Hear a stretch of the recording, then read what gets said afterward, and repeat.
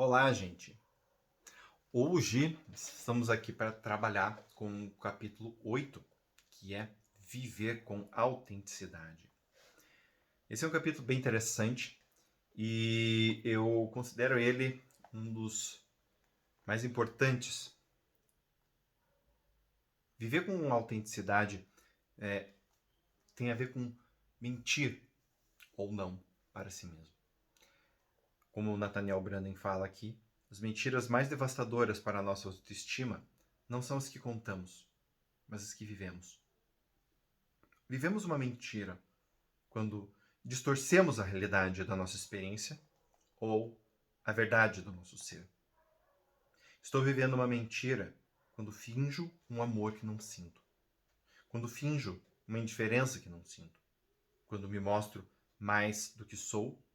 Quando me mostro menos do que sou. Isso porque a autoestima ela exige uma coerência.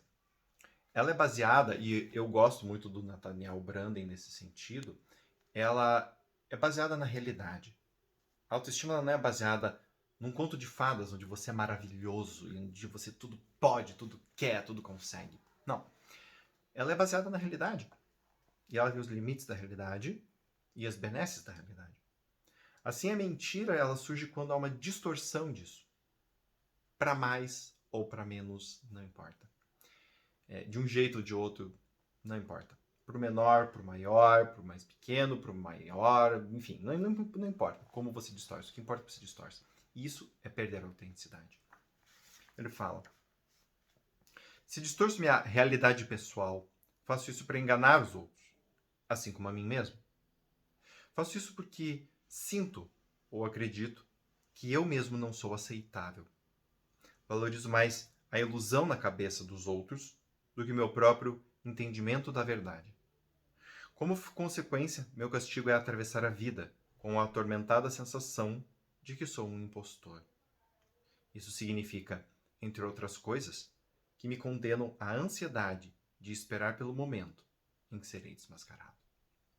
Então, a tal da síndrome do impostor tem a ver com o quê? Com o fato de você mentir para você. Essa é a única mentira que realmente importa.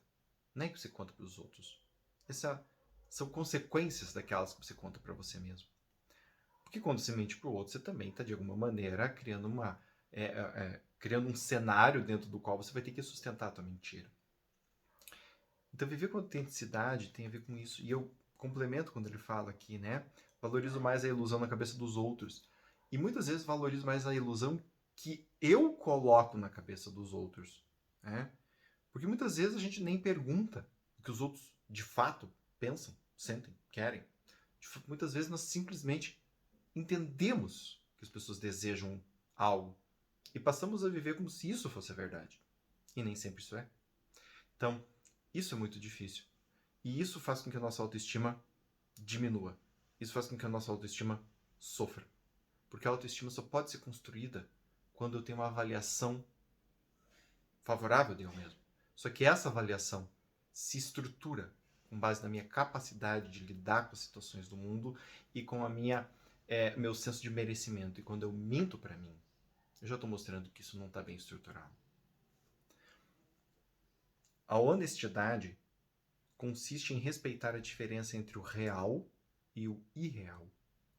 Em não tentar conquistar valores alterando a realidade, nem atingir metas fingindo que a realidade é diferente do que é.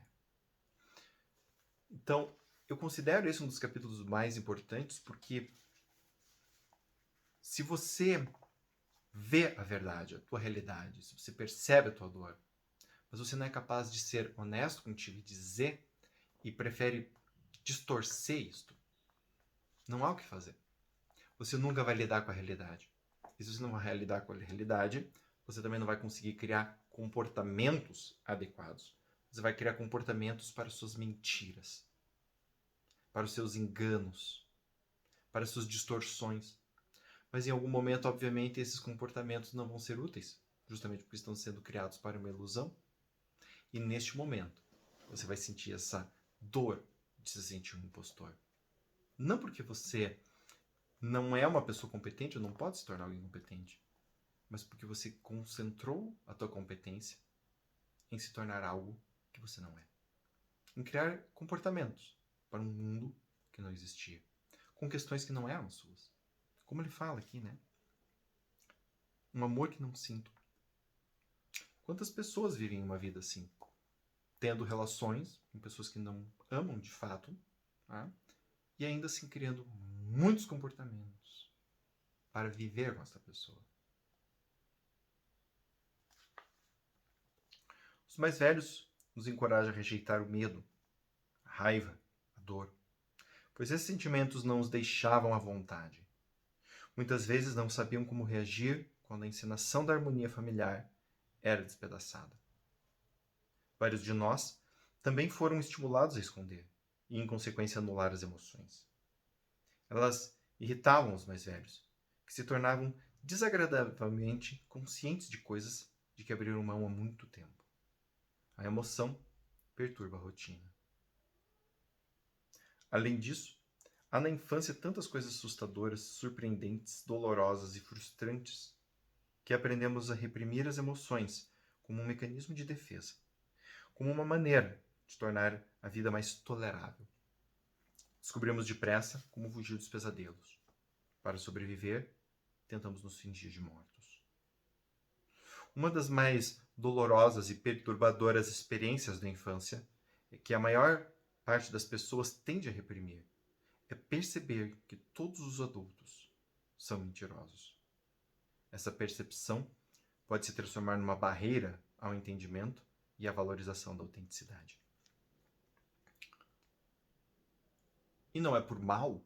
Os adultos também aprenderam, com os adultos da época deles, a mentirem, a negarem, suprimirem, rejeitarem, fingir que não era assim, a se enganarem. Nós somos uma raça onde o auto-engano predomina, onde é muito difícil aceitarmos as coisas tais como elas são e reagir a elas. Então, nós nos munimos de mentiras. Mentiras para aguentar a realidade interna. Mentiras para manter sustentando as histórias que a gente quer contar para nós mesmos. E essas mentiras acabam acabando com a nossa autoestima, destruindo nossa possibilidade de não apenas perceber, mas também lidar com o que realmente está acontecendo, com o que realmente estamos vendo. Isso é a essência do auto-engano. Tá? Muitos jovens concluem que crescer significa aprender a aceitar a mentira como algo normal, aceitar a não realidade como um meio de vida. E muitos de nós, de fato, fazem isso. Nós vivemos essa ideia de que para sobreviver eu tenho que mentir. Eu vejo isso muito em pacientes quando falam a respeito de casamento. Né? Casar, para muitas pessoas, significa encontrar estratégias para atrair o cônjuge. Isso é o auto-engano. Esta é a falta de honestidade. Então, eu crio um casamento buscando outra coisa que não um casamento. Por que eu faço isso? O que me move a manter isto? Porque mesmo depois que as pessoas têm a experiência de que isso não é bem assim, elas insistem. Insistem muitas vezes para manter essas alianças, essas lealdades invisíveis com os antigos, com as pessoas com quem eles aprenderam que a vida era do jeito que era. E abrir mão disso, entendendo que muitas vezes as pessoas mentiram, se enganaram, tinham medo e por causa do medo delas, elas falaram algo que não era exatamente verdade. Abrir mão disto, muitas vezes é muito difícil, porque isso também envolve abrir mão de nós, enquanto mentirosos para nós mesmos. Como seria a sua vida se você não se mais permitir mentir para você? Se você encarar o que de fato você sente e com isso fazer as suas escolhas, ao invés de se contentar com mentiras doces e fáceis. Essa é uma pergunta que eu deixo para vocês. O capítulo 8 é um capítulo muito importante, como vocês podem ver. E por causa disso, nós vamos ter mais um vídeo a respeito dele. Tá? Então esse é o primeiro vídeo do capítulo 8 e nós nos vemos no próximo vídeo.